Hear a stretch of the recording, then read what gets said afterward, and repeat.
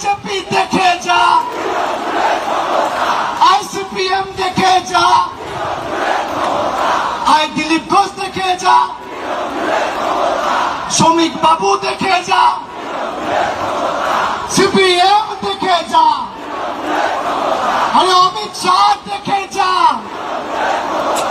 শুভেন্দু দেখে যা, যে পারবি দেখে যা। জয় বাংলা। না মানে এসব শোনার পরে না, এই বক্তব্য শোনার পরে আমার জাস্ট একটা কথা বলতে খুব ইচ্ছা করছে, মানে যাকে বলে নির্লজ্জ বেহায়া। হ্যাঁ, দলটা যার জন্য শেষ হয়ে গেছে তার মুখে এত বড় বড় ডায়লগ আসে কি করে? এই কি ধরনের কথাবার্তা? জোড়া ফুলের দুটো ফুল, একটা ঋতব্রতের হাতে আর একটা অভিষেকের হাতে, সবটাই তো শেষ।